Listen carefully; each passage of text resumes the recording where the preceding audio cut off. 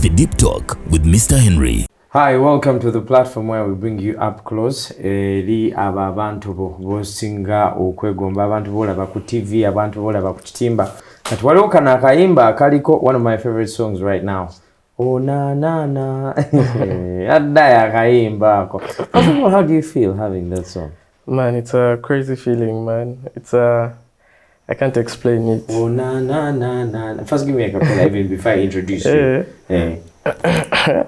The voice of Oh na na baby, you know I wanna love you daily. You know you're my one and only. I wanna love you till I can't no more. Questions for you. I want to know if that was an idea of some girlfriend of yours. I want to know the mood you are in before you went into studio. Ladies and gentlemen, it's Joshua Baraka with me right here. I was having a conversation with him. Surprisingly, Joshua became a star in Kenya before he became big here in Uganda. We know the song, we know some of the music, but who is Joshua Baraka? Joshua Baraka is a male Ugandan. I'm a musician.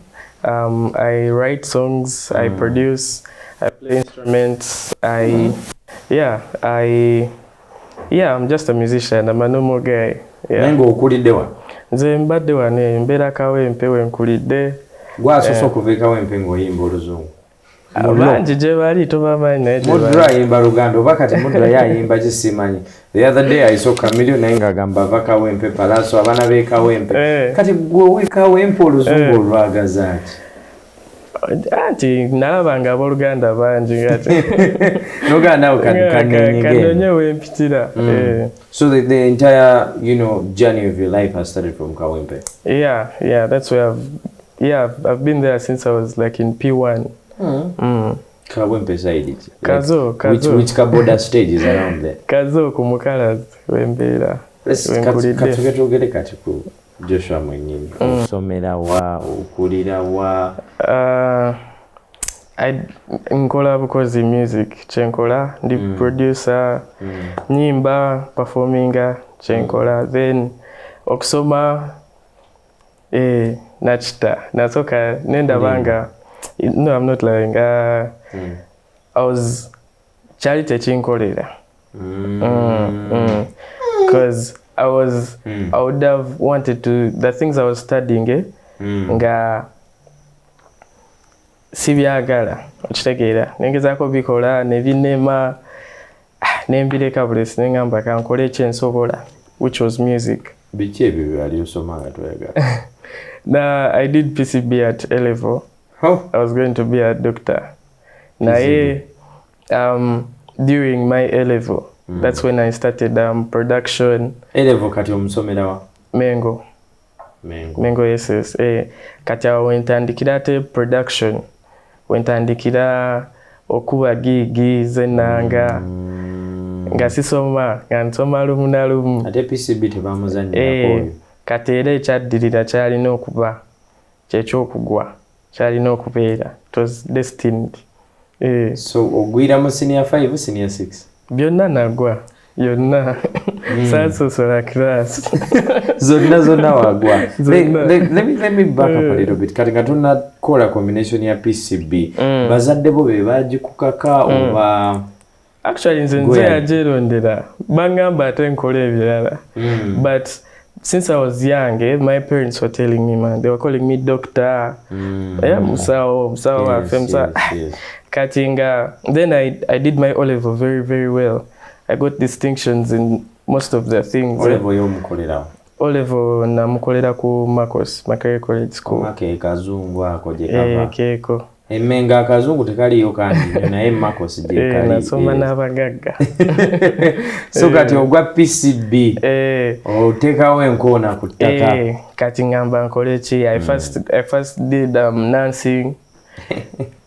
Just ogenda kuwozesa nebigana as a course over nali na applyinga naye ngendo nali nzira nawaka nindabira ddange ebintu kya bisobola then nengenda ningamba bankole ebyo ebya architecture because I wanted to do it when I was young.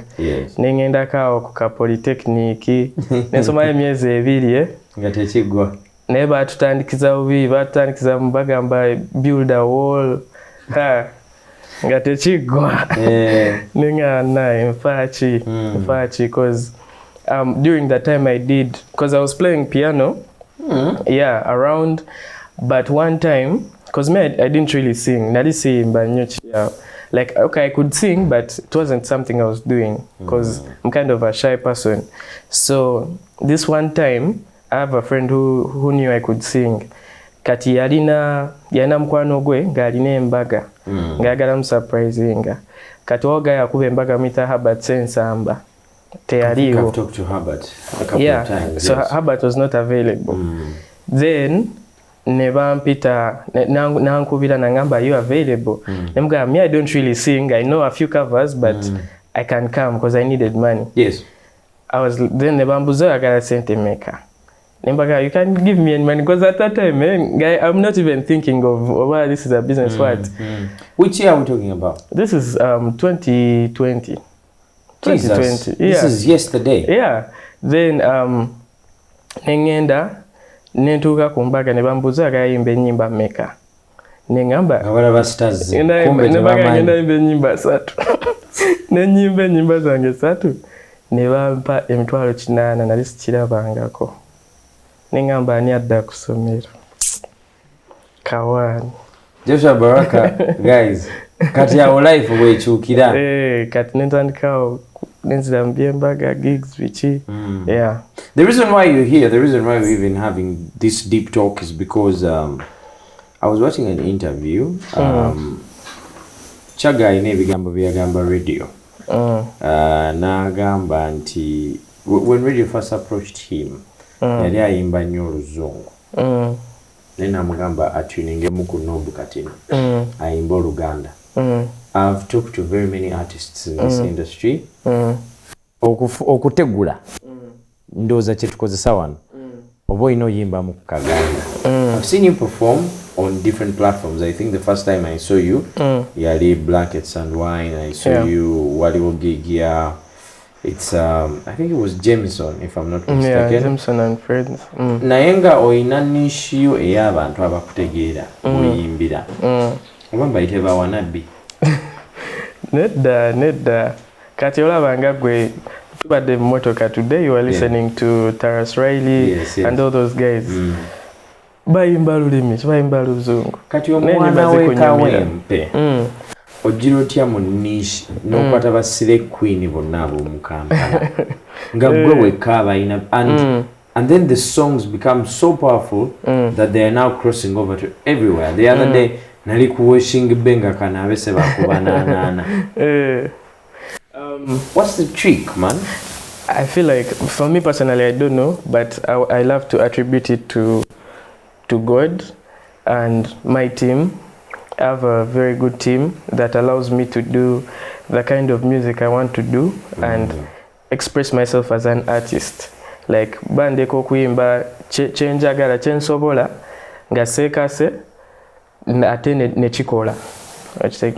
So yeah, my team and my friends, my family, God, and the people who believe in me. But other than that, I just do what I do. I don't really pressure gama ntiteka mwaka Uganda bachi. Initially a lot of people used to tell me ngabangamba mwana otayimba Uganda wano tugenda kola sente toja malako tekigwa naye nze wemba nyimbo Luganda ebigambo tebivaayo bulungi ngenda nkyeyigiriza kati naye ebigambo si byatula bulungi kati ate abenyini abagamba oyimba Luganda obubi be bajja okugamba nti musajja avodde ki olulimi okisegeera nga lwaki tayimba byasobola naye kati okisegeera. So I just decided to do what I do, to sing what I can sing, and yeah. So how do you realize that Kachenwe audience young? I feel like you don't choose your audience. Your audience chooses you. Like abakwagala. So okola chokola, and I have a lot of people in Kawempe mikwano jange ngaba sinti oba kale ngaba njagala ochegera bagala music wange kati siyinza agamba nti oba nyimbira bekololo oba bawanze nyimba buyimbi. People who resonate with my music abawulira nga abakolera era bagamba oyo gayi waffe akayimba ke kanyumira ekitegeera kati before you just sing, you do what you do. Bino ebirala byesotinga byokka just kino ekintu people overthink it, but you just have to do what you do. Mwe wabaye abagamba nti akasima yadutomera tagenda dduzaako simanyi biki nange simanyi katulabira katulabe kwa nange simanyi. When I was doing research about you, I figured out that most of your music actually nyimba ze zisinga bazikuba nnyo Kenya, and more compared to the way the media has received you here. Olowooza ki gap kyeri waawo kubanga oyimba endongo sinti eri very complicated, naye ate ne bagireceiving nnyo across the border. Bw'okomawo wano ewaka nga oyina just section y'abantu gy'olimu. I feel like Uganda, first of all, we have just transitioned to digital TV wano juzi 2000 something. Before that twaina analog. All you can consume is Ugandan music and so things like streaming, Vichy, we're just embracing it now. But in most societies, they have been streaming. So in countries like Kenya, they stream more and listen more compared to here, where in Uganda I feel like tulaba okusinga wetuwuliriza. So people are more on TikTok, TV and stuff like that. Compared to like other countries where people listen, people go to work listening to music. Here guys who agenda ne kuboda nga ali kusimwa alaba kigenda maaso ku internet so I feel like that's the difference between Uganda and other countries. But the good thing is that Uganda is now embracing streaming and all these other things, and as I was telling you before, I feel like this is a very good time for this industry because it's very shapeless. So whoever comes now is going to shape it in whatever way they want to. So very naimba chonacha yagala naitao. You don't have to be a particular way or anything. Kubanga industry taina systems. Taina systems. So oja noimba katugeze nja imba kuchidomola. Nsobola okola olina ajja nayimba ku mukwano nakola olina yogera kyagala okwogera mind yakagamba olina ajja nayimba ku chai akayimba kanyumira akayimba kanyumira so what I'm trying to say is that you don't have to be a particular way. Toina beera ngeri yonna just ojja noyimba byoyagala nenga betuli mbitukuza big industry bijikuza oba bijiza mabega ebintu bya preference. Kwa n'abazungu balina who let the dogs out, what's that? But it's a big song, you check it. So it's not just here. Every society has songs that are for different moods.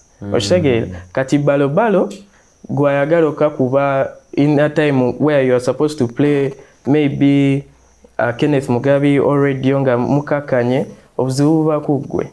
Kwa balo is for a certain setting. Every song has a certain mood. So it's not Sinti, our songs are stupid or anything. It's just different moods. We'll get the Kenneth. Tubadde Kenneth, Elijah Chitaka, Maurice Kiriam, bantu kyabala babadde mu kaspace ako. You actually, if you bofuluma,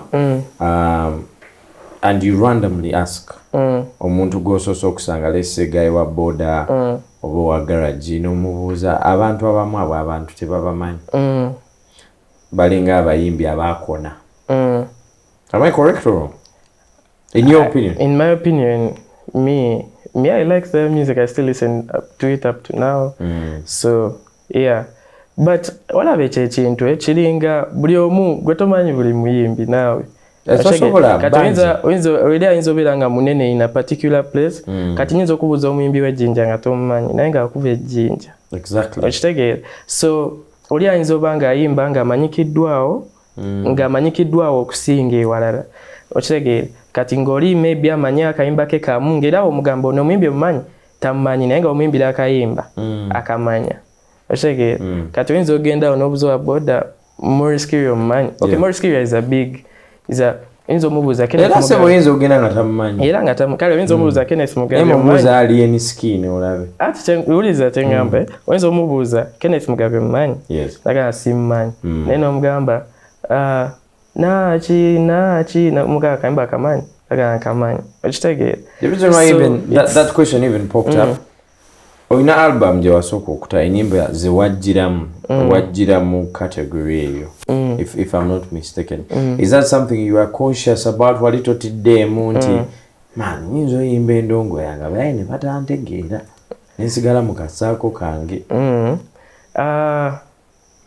of course deep inside walinamu fee nalinamu entiisa but the good thing is that I have a great team that believed in me and it encouraged me okola kyenkola okuyimba byensobola ebimpa emirembe okitegeera era and the songs worked miraculously kati walinga what was your first hit by the way what you'd consider like your first hit depends on your definition of a hit kale nananana yo mega hit in your perspective ne kale oluyimba olwaso okuyita n'oluwulirako ne lukuwa ku mirimu embaga gigs ezo ennene there's a way you penetrated the corporate world there's a song called Tewekweka oli mulungi tewekweka got a little songs but you're still a power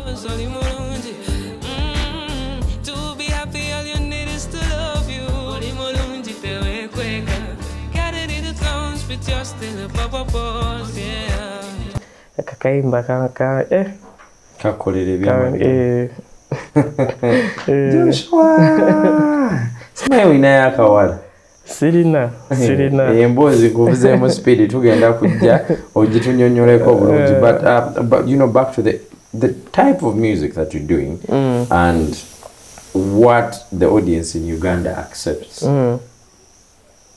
do you feel like you're getting your fair share of what you'd be getting?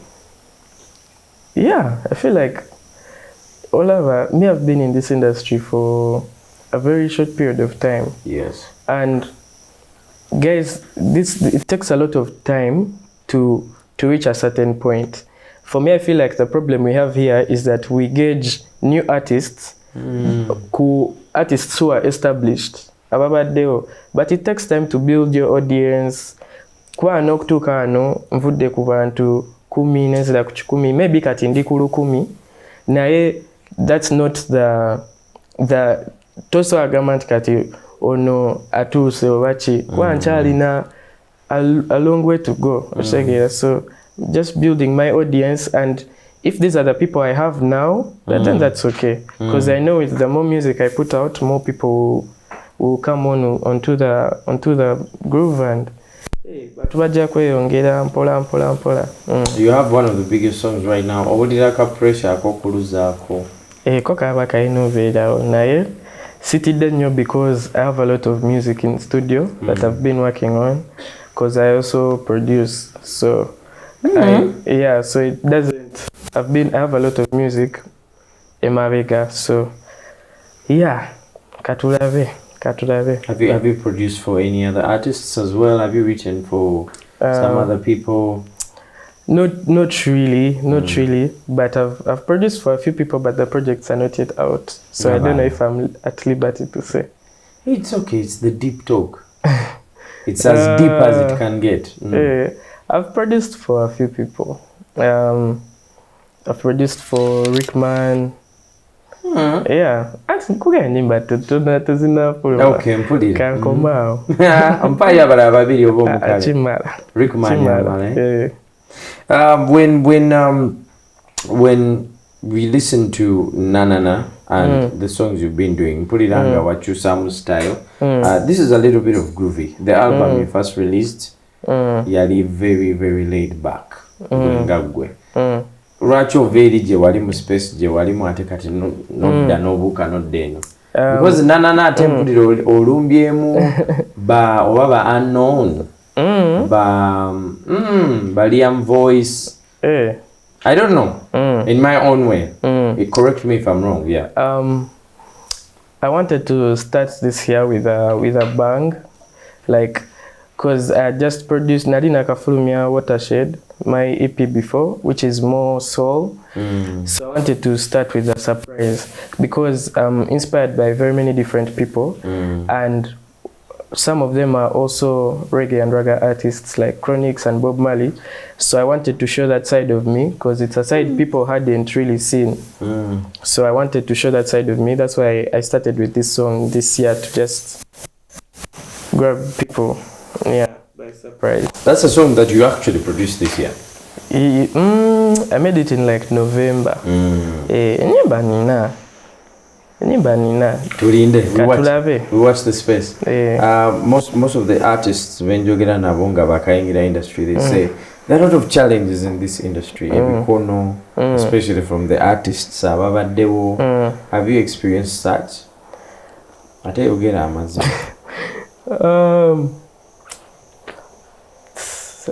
for me personally, it has just been love.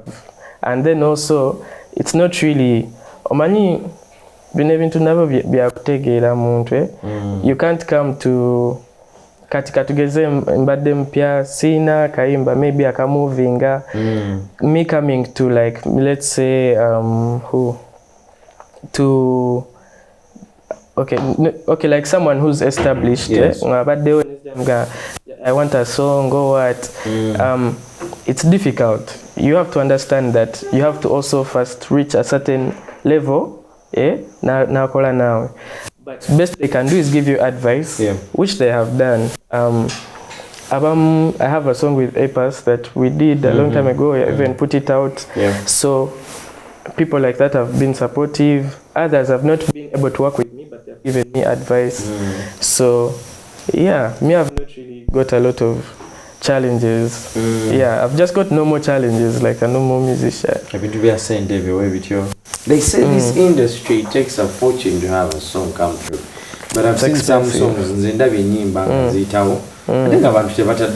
How has that been for you? For me personally, most of the stuff has just been very organic. It's just that music is just expensive. Younger industry. Videos are expensive. If you want to like look good or like you have to look good. You have to buy I perform live, you have to buy instruments, you have to I produce. If you want to work in another person's studio, you have to pay for studio time. Unless you're going to buy your own instruments, which is also expensive. Unless you're going to buy your own equipment, which is expensive. So music is just expensive. You've not had scenarios where DJs senpai okumugati ngove kuruimbaro. You've not had your team tell you have to go to so and so and pay some money. They have been there, but have never paid. Music akubati anatosasude. Some people find that hard to believe. So Uganda.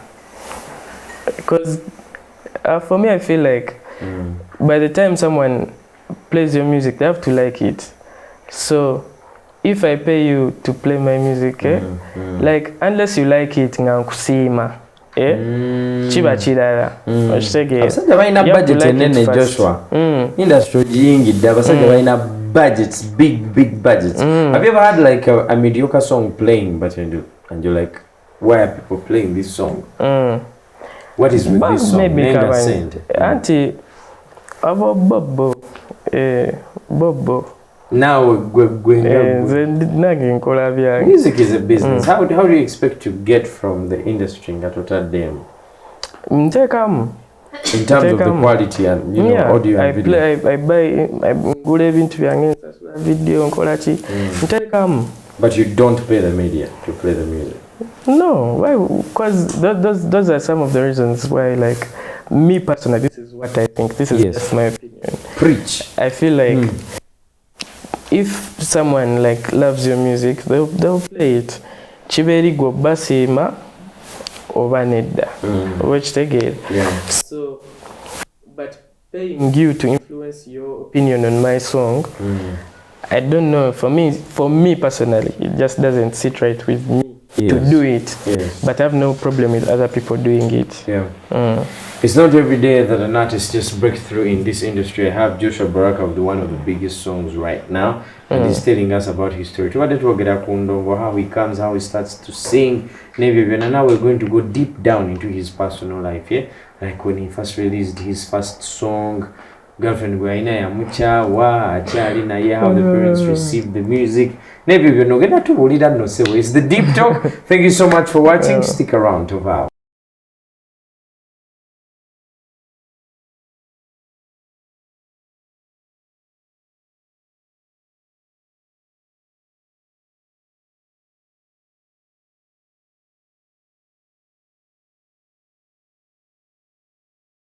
The Deep Talk with Mr. Henry.